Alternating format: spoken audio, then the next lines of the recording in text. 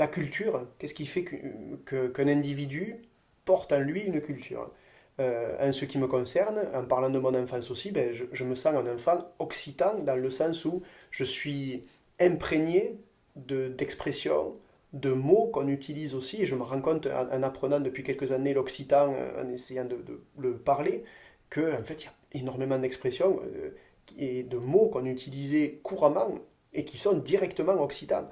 Et, euh, et c'est une langue, c'est déjà beaucoup, mais ce n'est pas que ça. C'est une culture qui va avec, c'est-à-dire un humour, une façon de voir la vie, de voir la mort, de l'interaction entre les gens, qui n'est pas la même. Et même si l'Occitanie est très vaste et très riche, puisque en gros c'est la moitié de la France, hein, géographiquement et culturellement aussi. Mais c'est pas la même façon donc de voir la vie qu'un Breton, qu'un Alsacien.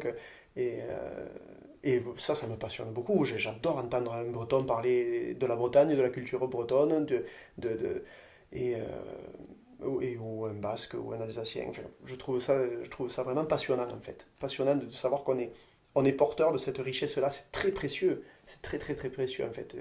Et, euh, et je me retrouve en écoutant, alors j'écoute beaucoup la radio, Radio Languedoc par exemple, voilà, qui me fait apprendre aussi la langue au gré des livres et tout ça. Et je suis très sensible aux personnes qui disent, mais on a une culture qui est propre, avec une langue propre, un dictionnaire propre, mais dans un souci d'ouverture tout le temps. Voilà. C'est-à-dire que l'intégrisme linguistique, enfin, je pense pas que ce soit une bonne solution pour faire vivre une culture, pour faire vivre une langue. Donc on appelle des langues régionales. Je ne sais pas si le terme est judicieux, mais euh, en tout cas, oui, je trouve que parlons plein de langues. J'aime entendre des gens qui disent, mais peu importe comment tu le dis, mais dis-le, quoi. Voilà, c'est arriver à apaiser à ouvrir la curiosité. Tiens, toi, tu dis ça comme ça, ben moi je le dis comme ça. Toi, tu rigoles de ça, ben pas moi, mais c'est rigolo de voir que toi, tu en rigoles et que moi, j'en pleure. Mais voilà, j'aime bien cette espèce ben, c'est un océan, quoi. C'est un océan de culture, hein, tout ça. En tant que musicien, tu fais référence à la culture des langues. Mm. Et est-ce que tu es sensible aussi au son des langues?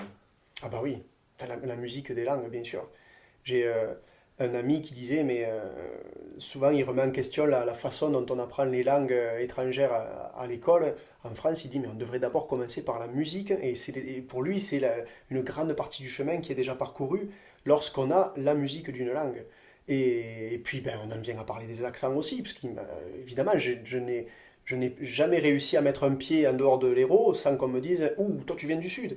Et c'est super. En fait, j'ai toujours aimé ça. Alors même si certaines personnes auraient aimé s'en servir comme d'une pique ou comme de moyen, alors soit de stigmatiser ou en tout cas de faire rire, j'ai toujours aimé rebondir là-dessus en me disant, ben oui, oui, mais regardez, vous tous là, alors c'était principalement quand j'étais à Paris, on vient tous de régions différentes de France, il n'y en a pas un en fait qui vient de Paris, mais je suis le seul à qui on dit, tiens un accent. Et alors que chez vous aussi, il y a des accents autres qui sont des accents parisiens et que vous aviez même quand vous étiez enfant. Alors qu'est-ce que vous en avez fait? Qu'est-ce que vous en avez fait? Alors j'avoue que ça c'est une chose qui m'a toujours un peu irrité quand quelqu'un a un accent, peu importe d'où il vienne, et qui se retrouve dans une assemblée ou peu importe, et qui dans les secondes qui viennent, voilà, perd son accent, le dilue et l'homogénéise, en fait, l'uniformise. Et ça, je trouve que c'est un peu dommage. Alors oui, on peut dire oui, mais tu s'écouter parler. Alors oui, apparemment c'est un défaut de s'écouter parler. C'est peut-être pour s'éviter de dire parfois des sottises. Peut-être qu'en regardant justement cette interview, je me disais, tiens, je me dirais peut-être qu'il aurait fallu que je m'écoute un peu plus parler.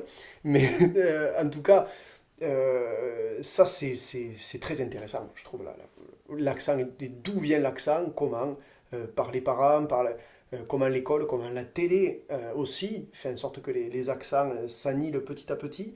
Euh, et il n'y a pas un accent, il n'y a pas une façon de parler une langue aussi. C'est surtout ça qui est déterminante, je trouve, dans notre conception de nos rapports et de notre façon de nous exprimer. Il n'y a pas une façon de prononcer un mot ou une langue.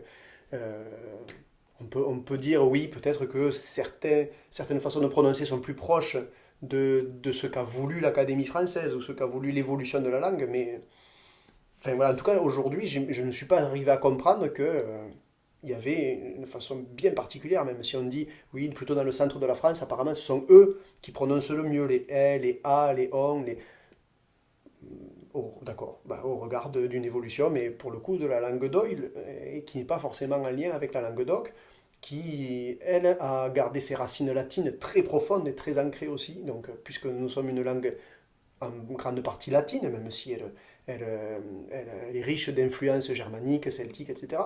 Mais bon, je sais pas. Je suis certain qu'il n'y a pas de vérité, en fait. Et, et puis ça me rassure, parce que sinon, on s'en sortirait pas.